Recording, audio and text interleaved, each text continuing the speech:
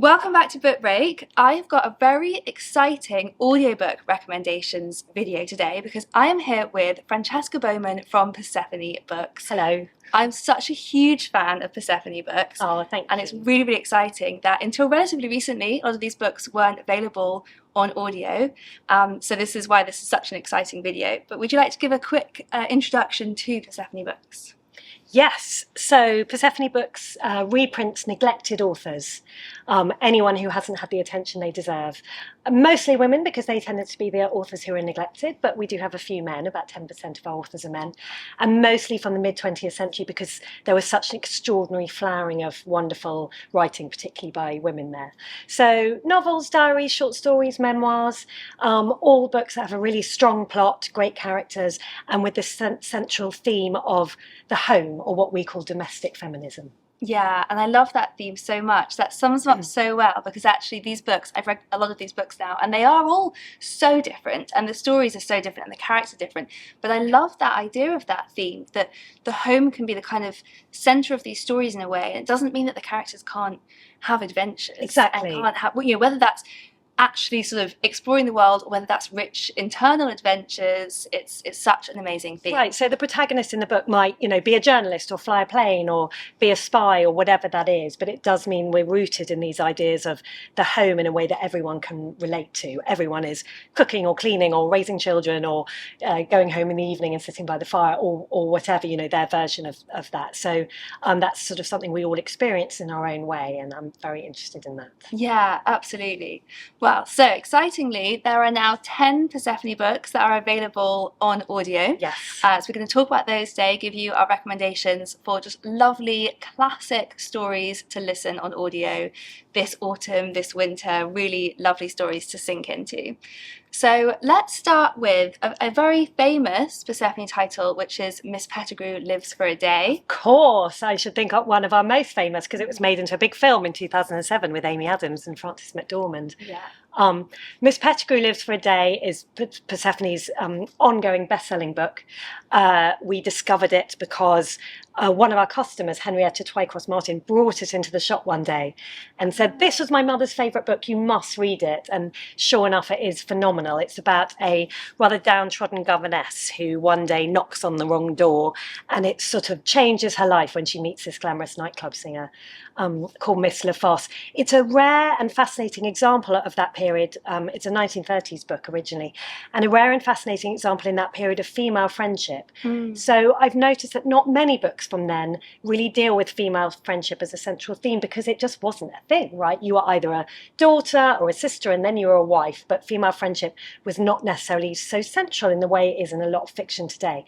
But in Miss Pettigrew Lives for a Day, they really become the best of friends, support each other through so much. It's a comic, funny, really quite moving book with a bit of romance, but that's not central to this idea of how a single woman can move through the world in the 1930s, make a living, have excitement, have a bit of glamour. She ends up in London nightclubs, and it's all rather thrilling. That's so interesting. I actually hadn't really registered that point that female friendship wasn't a big theme then. Right. So that's funny because it's such a big theme now. Exactly. I know so many people who actually list it as an ingredient in a book that they're looking for, that they want a book about female friendship because female friendships we know now are amazing. Yeah. But that's a very modern idea. Yeah. And I thought of it because occasionally we'd have customers come into the shop and say, which of your novels about female friendship? And I'd be like, and had to think really hard about that and realise that it just wasn't thought of as a theme until quite recently, generally, with a few exceptions like Miss Pettigrew Lives for a Day. Yeah. Well, amazing. And so the audio book for this one is actually narrated by Frances McDormand, who played Miss Pettigrew in the film. It is, by an actual movie star. Yes. Yes. So that's a very, very exciting narrator for this one. Yeah.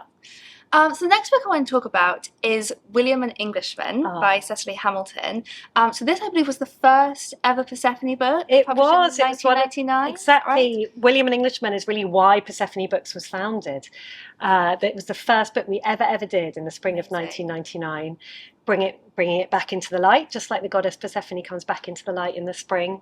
And it is a 1919 howl of rage against the futility of war. So the author Cecily Hamilton, she wrote it whilst volunteering in northern France, sort of in a Red Cross tent to the sound of guns firing. And we're quite used to men writing poetry in that kind of situation, but much less used to women writing novels. And it is really intense and angry and vivid about what it really felt like to be at war for the sort of every woman and the every man. You know, I often think with Persephone Books, they're the best evidence we have, right, of what it felt like to be at war, what it felt like to be a suffragette, of the history of feelings, really. Yeah, absolutely. It's such a powerful novel in that way. And something what I really felt when reading it is it keeps taking you by surprise because the tone of the book keeps shifting.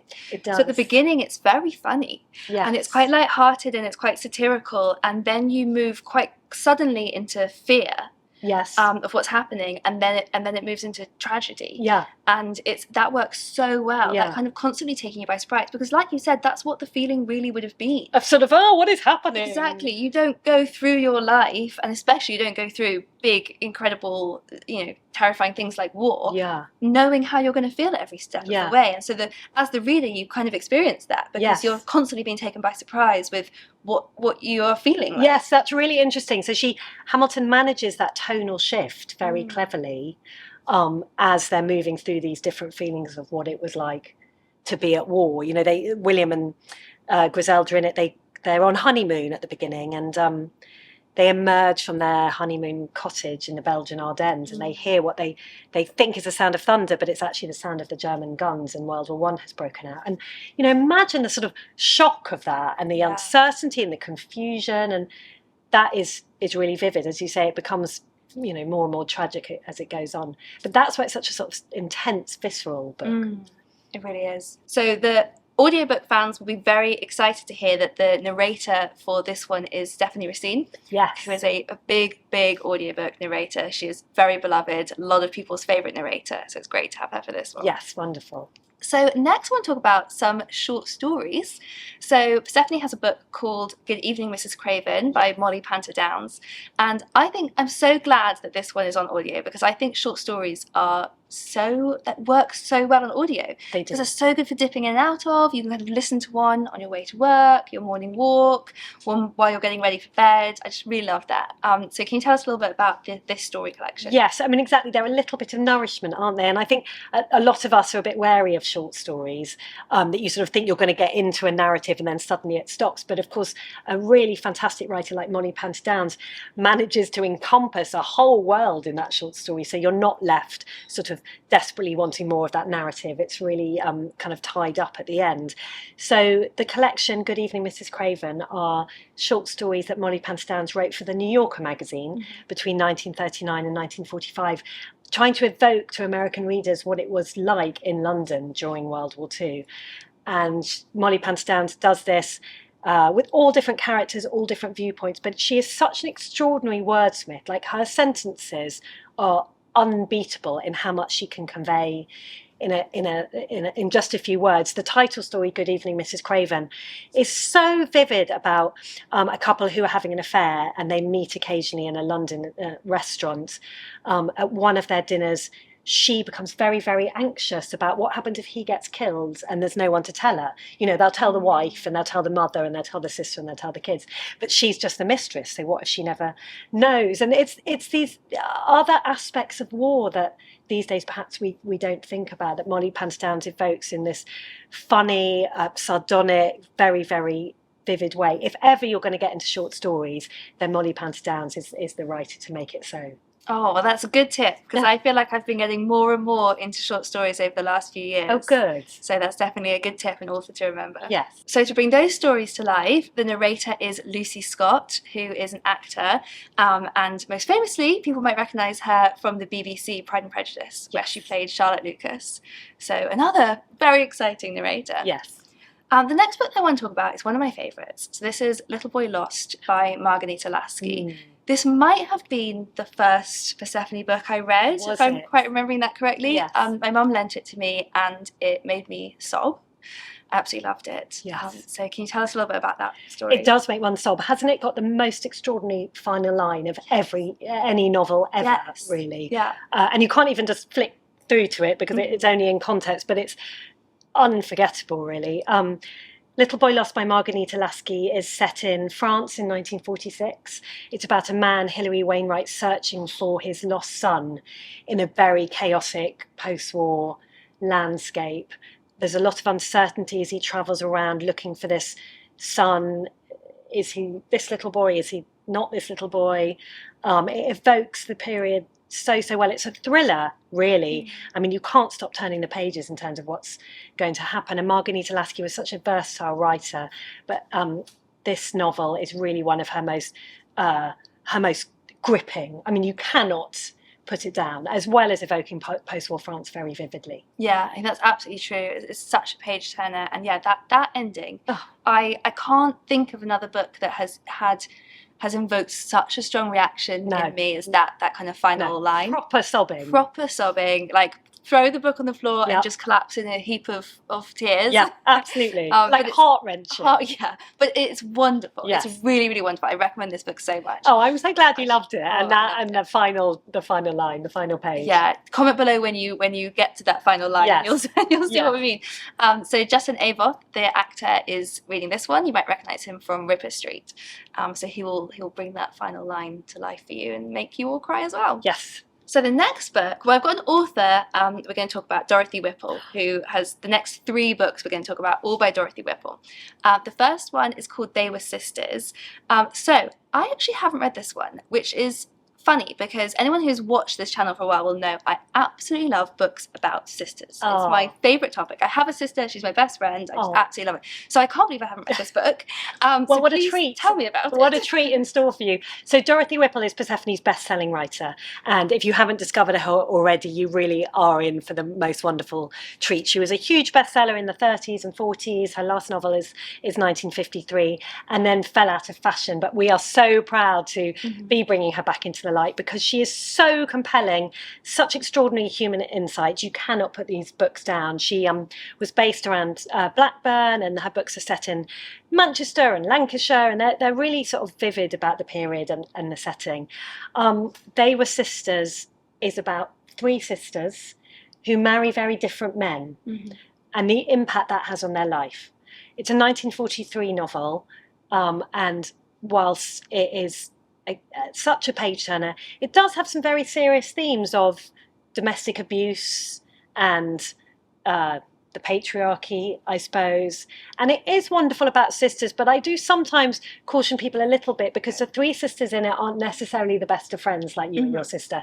They go through ups and downs, like all siblings, but there's some conflict within there. There's a scene with a dog that you'll never get over. I'll just leave it there. Okay. It's good warning. Good warning. No, but all fine. I mean, memorable. And like all Dorothy Whipple's novels, they give you so much to think about. This is partly set in Manchester, very vivid what life was like in different ways of living, the sort of the posh house and then the tenement building and the different men that these 3 women marry, the impact of marriage on women's lives at this time. Really an extraordinary insight into women's lives in the early 1940s. Yeah, well, no, it still sounds brilliant. I love reading about sister conflict. I'm confident you'll love it. Yeah, I'm confident I press it into your hand and you'll love it. Yeah. And the narrator for this is really exciting because so this is a narrator called Sarah Poyser, who is a stage actor, and I actually just saw her a few weeks ago. She was in Come From Away. Oh, yeah. Where she was playing Beverly Bass, who was the first female American Airlines captain, and she was incredible. What a voice. I think she's also played Donna in Mamma Mia, so she's really doing a lot of my favourite things. Yes. So very, very exciting. Yes. She's the narrator for this book. Yes. And I think she's from the same part of the world, actually, and as where many of Dorothy Whipple's books are set. So that so that's perfect. Perfect. Yeah, it kind of brings that to life properly. Yes. So then another Dorothy Whipple book, this next one I have read, this is Someone at a Distance. Yes. And this book is so powerful, and I actually find this book very hard to explain, because just from telling the story alone, doesn't convey quite how moving this book is and how Yeah. powerful it is. But I'll give you that challenge. Okay, well, I'll give it a go. So Someone at a Distance was Dorothy Whipple's final novel, published in 1953, and it really is her at the height of her craft. It's about a family destroyed when a French governess comes to stay, essentially. It sets up this sort of happy family, and then the French governess arrives, there's an affair, the family breaks apart. Ellen, the central character, is trying to find a way through these challenges in a period when you didn't just leave your husband or storm off or whatever. You had women at the time had very, very few options. You couldn't just go and get a job easily, or as a sort of respectable middle class woman. But what Dorothy Whipple always does is she's very unjudgmental.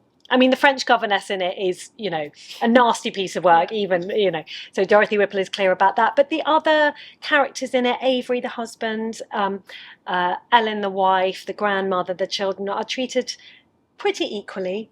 Again, you can't put it down. There's so much human insight there. And it's really, really moving, I think, about Ellen's limited choices. Yeah. She's a great example of she has to just make do and jolly well get on with it. That very sort of English thing. I don't know if it's English or women in this period of, you know what, I've just got to get on with it and make it work for the sake of the family and the children and community and society. And there's a tragedy in that, but also a huge nobility. And I think in a funny way, although it's a very sad book, you also come out of it feeling oddly uplifted by her staunchness and her wisdom and her sort of equable approach to life. Yeah, well, there you go, you smashed it. So it was hard to describe and you did it perfectly. Thank you. I think that's exactly it. It's about the kind of limitations. And I've actually heard Dorothy Whipple being described as the 20th century Jane Austen. Yes. And I think that does fit, because I think sometimes as modern readers, it can be hard reading Jane Austen, reading Dorothy Whipple, to really understand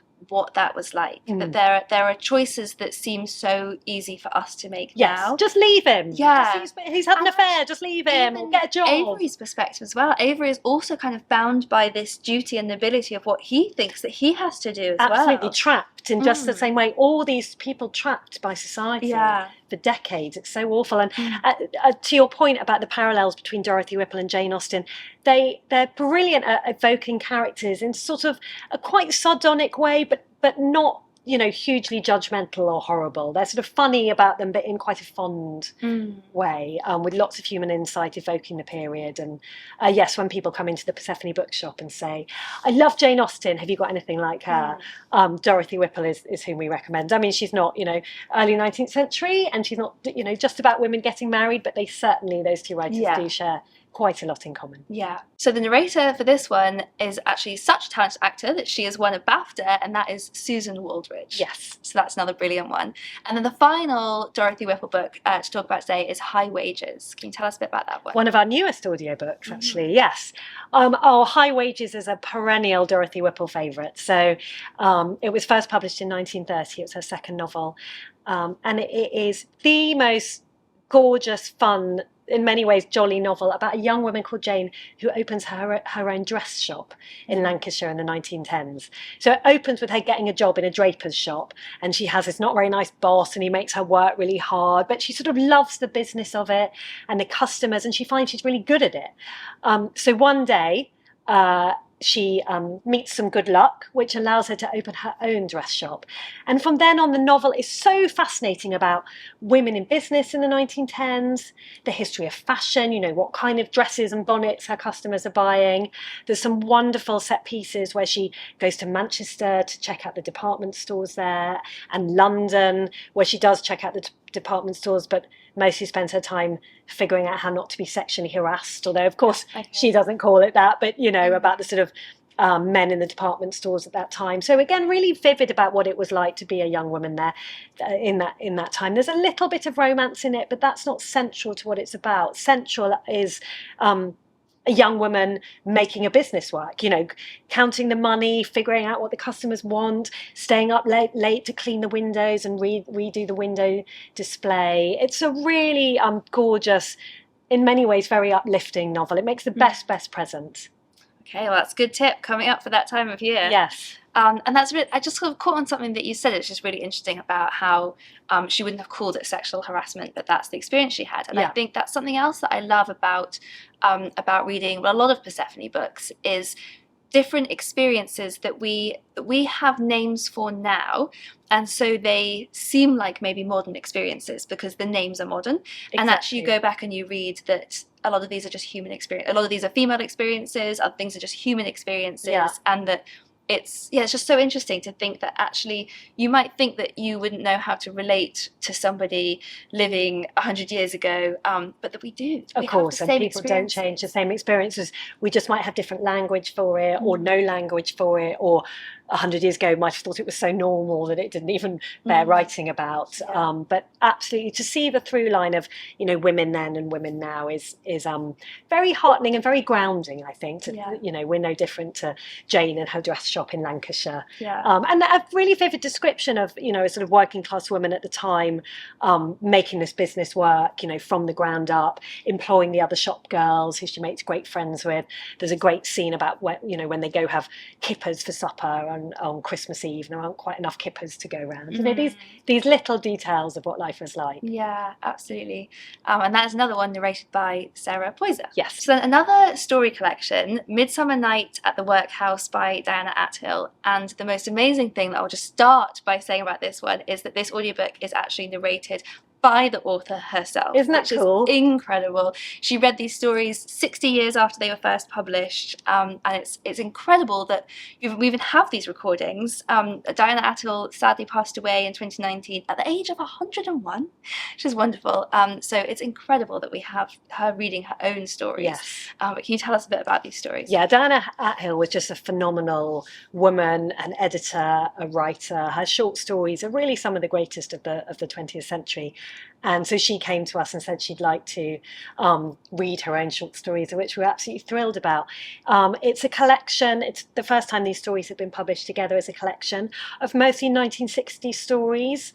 Life as a woman then. Diana Athill, though, is very ahead of her time, outspoken. The women in her short stories are having quite interesting sexual adventures or affairs or living slightly different or unconventional lives, and that's what she brings to life so vividly. And that's why it's particularly thrilling that in the audiobook it's her voice evoking what life was like from all these different angles in these short stories. Yeah, so incredible that you have that recording. Yes. Okay, the next book has a very famous author. So this is The Making of a Marchioness, which is by Frances Hodgson Burnett, who is famously the author of The Secret Garden, A Little Princess, some of my favourite childhood stories. Yes. So you can tell us a bit about this book. Of course. So many people don't know that Frances Hodgson Burnett wrote books for grown-ups as well. And in 1901, she published The Making of a Marchioness, which became hugely popular, one of Nancy Mitford's favourite books, because it is a sort of gorgeous fairy tale of a book, really, where again, a through theme of Persephone books was how awful it was for single women at the time, in terms of making money or somewhere to live, or like what their existence was going to be. The Making of a Marchioness is a bit like a fairy tale. It wonderfully evokes sort of late Victorian England, again what life was like for some women, how difficult it was, the place that she lives. She lives in a horrible basement flat and it's all really sad and depressing. She doesn't know how to make money, but then her life changes. The second part of the book is actually a bit darker. There's a bit of a twist.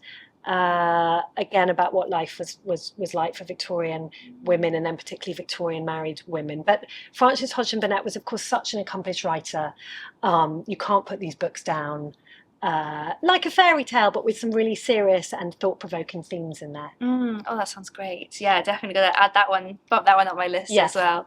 Yeah, I did. I actually, fun fact, grew up next to the house where she lived as a child that has a secret garden in the back. Oh wow, how funny. So I used to visit that a lot, so I have a real fond spot in my heart for her as an author. Oh, and that one is also narrated by Lucy Scott from Pride and Prejudice. And then our final recommendation is Cheerful Weather for the Wedding by Julia Strachey. So this is a novella, Can you tell us a bit about the story of this? Yes, so it's a very short novel. Great. I love a short novel. Yeah. I sort of think all novels should probably be very, Yeah. very short and kind of intense, you know.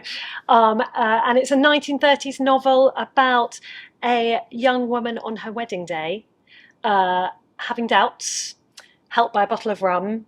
She sort of moves closer to the altar, but there are challenges along the way. And it's funny, sardonic. It was first published in 1932 by Virginia and Leonard Woolf at the Hogarth Press. Yeah. And Virginia Woolf really, really sort of admired it and enjoyed it.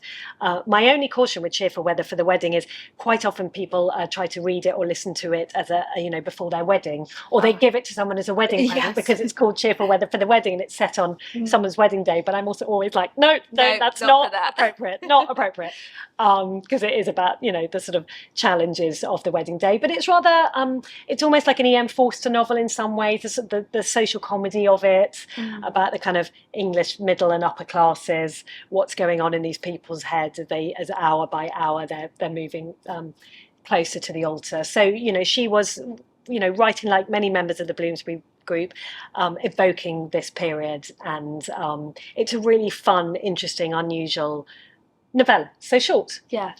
So really fun, just not for the morning of your wedding. Exactly. And the narrator of this one is just so exciting.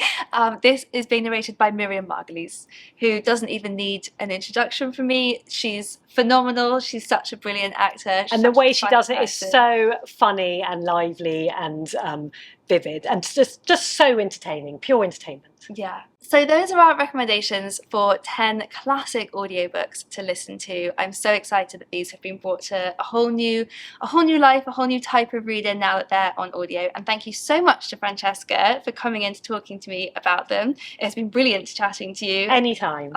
As I said at the beginning, absolutely love Persephone Books. Thank you. You might recognise them most as the kind of beautiful grey covers and the gorgeous end pages, which I do love. Go and visit the shop, it is beautiful. But it is really the stories inside those end pages that I have just fallen so in love with, and why I keep collecting them, and why I'm so excited for these now to be stories that people can listen to. So all the links to everything that we've mentioned will be below, and I can't wait to hear about what you think of these audiobooks.